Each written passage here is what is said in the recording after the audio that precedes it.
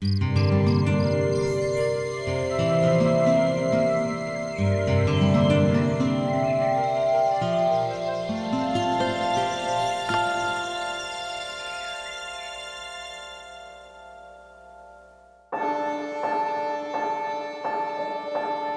of the Watershed Health Education Program is to make it very evident to kids that we have impacts and we have to do something about it, and that the decisions that we make, everything that we do affects our water supply, and we wouldn't survive without water, and there wouldn't be economic development without water.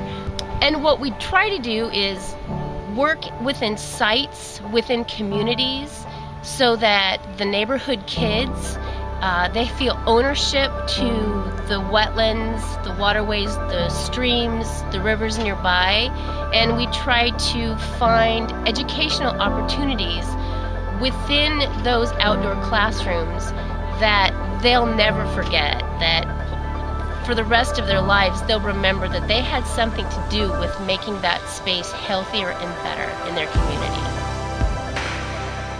My name is Logan LaFray and I work with Friends of Trees, and we are here today planting with the Oregon Trail Elementary students and the high school students from the county.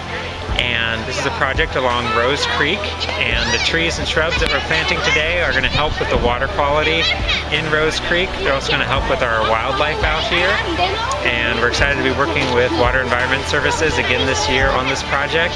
It's really fun to have the 5th graders out again. This is, I think, our 3rd year in a row where we've been out planting with them, so it's really cool to get to see them out planting and enjoying the rain. We are planting the Oregon grape right now. It's a shrub, so basically it doesn't grow into a tree. It grows into a bush, basically. And they have some pretty awesome flowers. It's actually an Oregon State plant, too. Also, get some more shade over it, because the more shade there is, the better for the insects that are in the water. So. Tell me about how important worms are.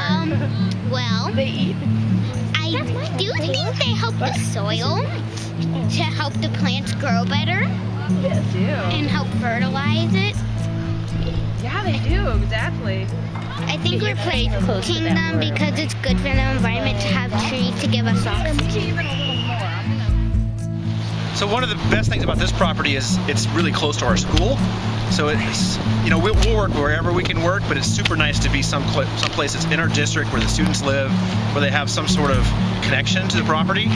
So, and plus this has been kind of been a nightmare property for a long time. So it's good to see it get better and better every year. So students should be able to come back here when they're adults with their students, with their kids, and show the progress that we've made here. It gives them a connection to the outdoors, which I think is the most important thing I can do. If they just understand that they are a part of a bigger thing, and that they just don't, they're not part of a strip mall, they're part of a planet.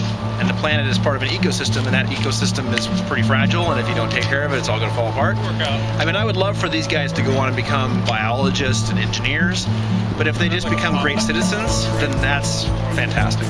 Well, I can say for myself, doing these kind of volunteer events at school is how I got interested in this.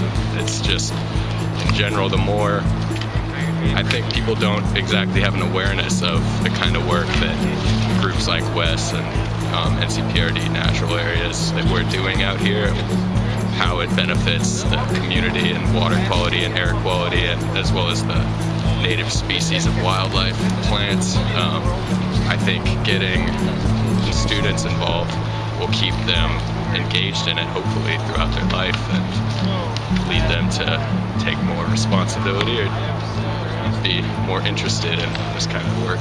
We had previously cleared out all the blackberries, or tried to, and now we're filling in the holes with native shrubs so that they have a better chance of keeping the blackberries down and getting native regeneration up.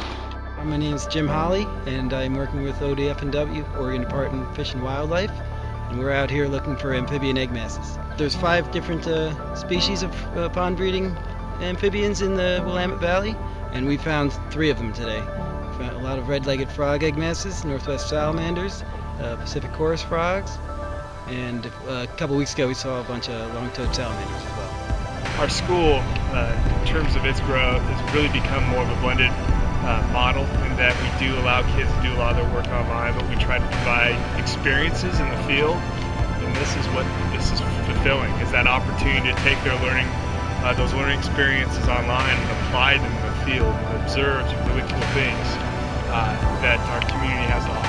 We try to pride ourselves in providing an experience for kids where they know a little bit about themselves and their place in the community. And clearly, by partnering up with WES and the Oregon Fish and Wildlife and other nonprofit organizations, we're able to do just that. Bring awareness to our kids of what types of projects and what types of foundations are doing some cool things here in the Clackamas community. Another way that this program is valuable for the students is that they get to do real science in this program. They're out collecting macroinvertebrates and identifying them. They do several samples, so several times that they collect the same kind of data, so that over the course of a year they can see how the macroinvertebrate community and how water quality change over time. So what we've done is these, they're called in-stream manipulative experiments, where we've come in and we've manipulated some variable in the stream. We did that about 5 days ago, and then we let the experiments sit for a couple days, and then the students come back and harvest the experiments, and they look at the differences in the invertebrate community and the different experimental treatments. It's really cool because I've never done experiments out in the field as much and had a class that I could do that, and so we have learned to identify a bunch of new insects and stuff that I never even knew existed. Having the kids understand water in their community, understand the magic of the infrastructure of how we clean the water and how we take care of the water. This type of field experience is the best thing in the world to turn out scientifically literate, educated children. There is no substitute to this type of activity. The Watershed Health Education Program is so valuable to the students because it gets them outside and gives them hands-on experience so that they can relate what they've learned in the classroom to what's actually going on the ground.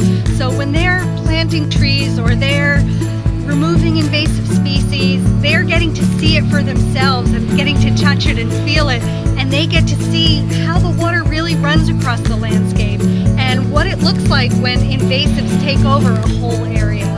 So it's really that hands-on and that connection to the ground that's so important that kids don't get enough of these days that this program provides. You know, what is dissolved oxygen and why do we care? Who cares if the water temperature is 50 or 70? What is, those are really important things. And very key is to always bring it back to the human element. A lot of times people will fuss about, oh, well, there's, this in the water and that in the water and da-da-da. Well, it's because of us.